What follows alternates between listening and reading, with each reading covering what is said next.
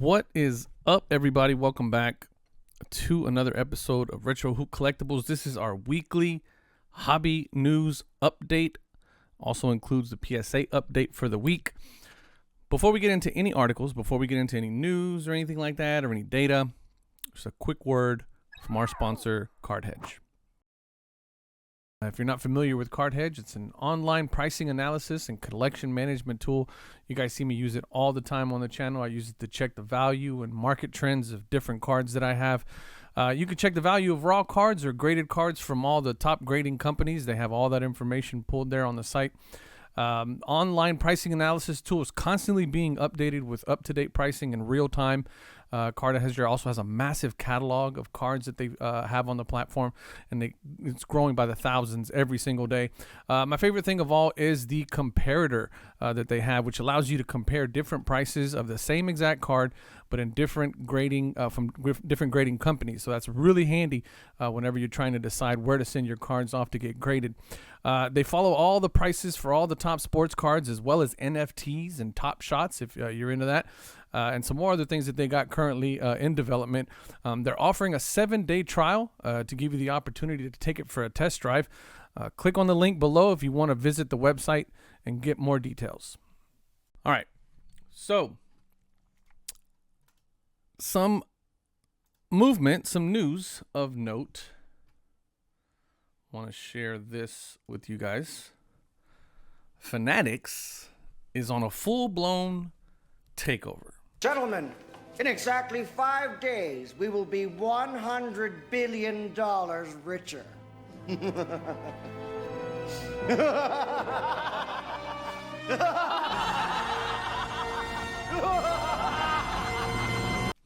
Pretty soon, anything that has to do with sports memorabilia, sports apparel, now card collecting, from what I understand, the marketplace in which those cards are sold, as well as grading they're trying to get into.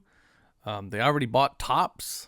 They already got all the, all the licenses for printing cards from the MLB, the NFL, the NBA, as well as their respective players associations. And now they just bought Mitchell & Ness. Now I got this hat today, a Mitchell & Ness hat. If you're not familiar with Mitchell & Ness, they're a brand, a sports apparel brand that kind of focuses on some throwback stuff, So there's a lot of like I bought this one a long time ago when the new logos. So they really focus on kind of the old logos, all of the old jersey designs from way back when. Funny enough, I was at a Rockets game the other day. I almost bought one of their jackets. They're really nice, but they're super expensive. Anyway, Michael Rubin and Fanatics have purchased Mitchell & Ness. I don't think they disclosed the amount. $250 million, said two people with knowledge in the matter. So Fanatics and Michael Rubin are going to own 75% of the company. The other 25% is going to be owned by a celebrity cohort, which includes Maverick Carter, which is LeBron James' business partner, rapper Meek Mill. Jay-Z, I believe, is in the mix, as well as a couple of other celebrity influencer type people. So yeah, I mean, it's interesting. I think, Fanatics is really leaning into this entire idea of being the number one name when it comes to anything sports, whether it's memorabilia, whether it's apparel, whether it's card collecting. I believe he also has another joint venture with Jay-Z where he's looking to create a sports bet company.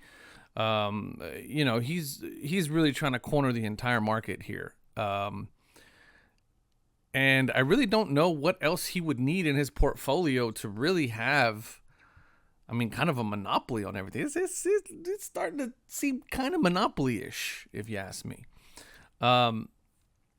But it is what it is. Congrats to him. He's gonna for sure show up on the top of the Forbes list pretty soon if he's not there already. So cool. I dig it. I was a big fan of Mitchell & Ness back when throwbacks were a thing. High school, maybe coming out of high school for me, 2003, 2004, somewhere around there. So yeah, pretty cool. I thought it was pretty cool. I thought it was a pretty interesting thing. Here's another thing. Moving on from that, let's talk pop reports. So this is this information. Oh, I didn't grab it in the screenshot. Oh yeah, I did. Gem rate. Gem rate populated the most PSA 10s of all time by gem rate and year. And one of the things that I found very interesting in this article, I don't know if you can see it here. I'll zoom in a little bit, but 2019, 2018, 2018, 2019, 2018, 2019, 2020, 2020, 2020, 2019, 2020, 2018, 2019, 2020, 20. Here's one 1989, 2019, 2020, 2019. If that does not tell you that these last 2 years have been an absolute whirlwind in the hobby, I don't know what else will. Right? I mean, 38,000 Zion Williams Prism base graded in a matter of 2 years, right? 3 years, roughly. 2019, 20, yeah, so it'd been like 2-3 years. 38,000 cards submitted for Zion Williams. And all for what? Nothing, because my man is not in the best spot right now. His foot's hurt. They're already talking about a second surgery. I don't even know if that's been confirmed yet or not. However, coming in at a very close second, John Moran, 36,000 cards graded with a 54% gem rate. So pretty consistent, 54% gem rate for the Zion, 54% gem rate for the Ja, 54% gem rate for the Luka, just a year earlier. Tops, which is interesting, Tops update. So this would be, I guess, just regular cardboard paper. So this is going to be the chrome paper or the chrome card stock for the Panini Prisms, and then the regular paper, a higher gem rate, 64, 67 respectively. I mean, this is insane. The fact that look at all the top, what is this, 20? 1, 2, 3, 4, 5, 6, 7, 8, 9, 10. Yeah, so the top 20 are all within this last 2 or 3 years. The flippers are strong. The flip game is strong. What I think is interesting is the 2019 Panini Prism LeBron James base, 22,000. Who is, why? Why? Is that his first year in, you know what? I know. I think it might be the first year in Lakers uniform. But either way it goes, we're talking about 38,000, 31,000 Acuñas, 30,000 Juan Sotos, 36,000 John Morants, 33,000 Lucas, 30,000 Tatis, Lewis Roberts, Lou Bob, 33,000. But look at Ken Griffey Jr., 1989 Tops traded, number 41T. Ken Griffey Jr. base, a total of 76,000, almost 77,000 cards, of which only 12,000 actually gem. 17% gem rate, by far the lowest on this list, which is crazy. So shout out to gem rate. I need to do a little bit more digging in their data set. A couple Pokemons in there that jumped in. I mean, big stuff. It's crazy. I thought this was a very interesting sheet as of February 21st. So yesterday, as of yesterday. Today's Tuesday. I'm recording this video. Interesting. Perfect segue into our numbers for the week. Here we go. 207,000 cards.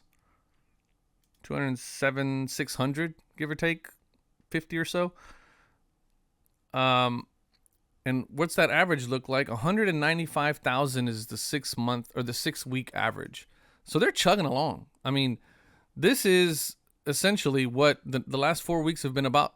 200,000 cards a week that have been added to the pop report. Again, look at TCG. Holy crap. By far the biggest of any week of any single category.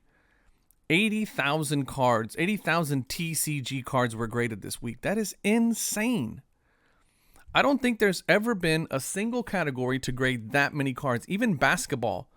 I don't think basketball ever got that high. And basketball has always been the one with the volume. Basketball has never gotten that high. And that 80,000 beats the highest week by 20,000 cards. So they're cranking out. They are cranking out TCG cards right now, which is good news if you've been waiting on your TCG subs to come back. But 80,000 cards this week. Insane. Insane. I don't even know I can't wrap my head around that level of volume.